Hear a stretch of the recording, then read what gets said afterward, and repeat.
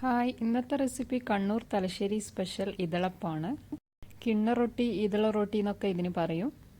നല്ല സോഫ്റ്റും അതുപോലെ നല്ല ടേസ്റ്റി ആയിട്ടുള്ള ഒരു അപ്പാണ് ഇത്. കുറഞ്ഞ ചേരുവകൾ വെച്ച് ഇതുണ്ടാക്കിയെടുക്കാൻ പറ്റും. അപ്പോൾ ഇതെങ്ങനെ തയ്യാറാക്കാമെന്ന് നോക്കാം. ഇതുണ്ടാക്കാനായി 1 കപ്പ് ജീരകശാല അരി 3-4 മണിക്കൂർ മുന്നേ കുതിർത്ത് വെക്കണം. ഇതിപ്പോൾ ഇവിടെ കഴുകി വൃത്തിയാക്കി വെച്ച അരിയാണ്. ഇനി ഇതിലേക്ക് ഒരു ചെറിയ പീസ് ഉള്ളി ചേർത്ത് കൊടുക്കുന്നുണ്ട്. ഒരു മുട്ട കൂടി ചേർത്ത് കൊടുക്കാം. ഞാൻ 1 കപ്പ് അരി എടുത്തുകൊണ്ടാണ് 1 മുട്ട ചേർത്ത് കൊടുത്തത്. 2 കപ്പ് അരി വെച്ച് ചെയ്യുന്നതാണെങ്കിൽ 2 മുട്ട ചേർത്ത് കൊടുക്കണം. ഇനി ഇതിലേക്ക് ആവശ്യത്തിന് ഉപ്പ് ചേർത്ത് കൊടുക്കാം. ഇനി ഇതൊരു മിക്സിയുടെ ജാറിലേക്ക് ഇട്ട് കൊടുക്കാം. ഇനി ഇതിലേക്ക് അരയാൻ പാകത്തിന് തേങ്ങാപ്പാൽ ചേർത്ത് കൊടുക്കണം. വെള്ളം തീരെ ചേർക്കാൻ പാടില്ല. ഇതിൽ 2 ഏലക്കായ് ചേർക്കുന്നുണ്ടെങ്കിൽ അത് ചേർത്ത് കൊടുക്കാം. ഞാൻ ആഡ് ചെയ്തിട്ടില്ല.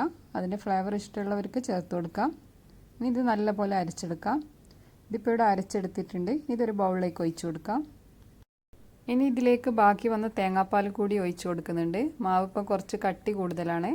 മാവ് നല്ല ലൂസായിരിക്കണം.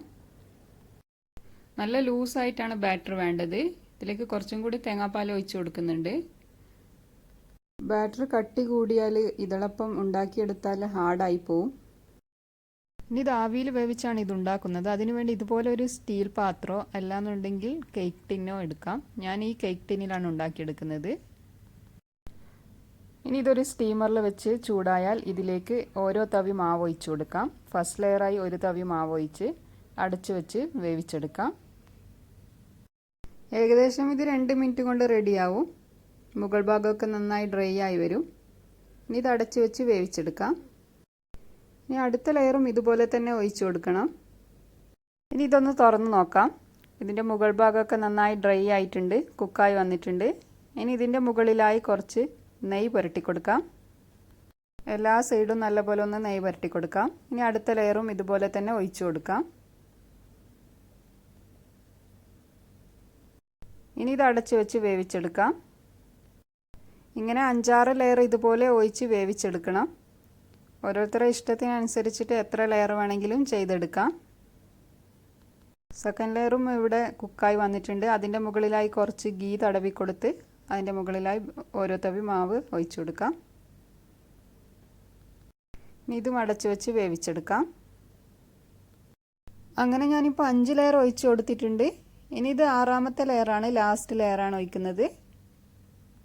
ലാസ്റ്റ് ലെയർ ഒഴിച്ച് കഴിഞ്ഞാൽ 5-6 മിനിറ്റ് കുക്ക് ചെയ്യാൻ വെക്കണം. മീഡിയം ഫ്ലെയിമിൽ വെച്ച് വേവിച്ചെടുക്കാം. ഇതിപ്പോൾ ഇവിടെ റെഡി ആയോ എന്ന് നോക്കാം. റെഡി ആയിട്ടുണ്ട്.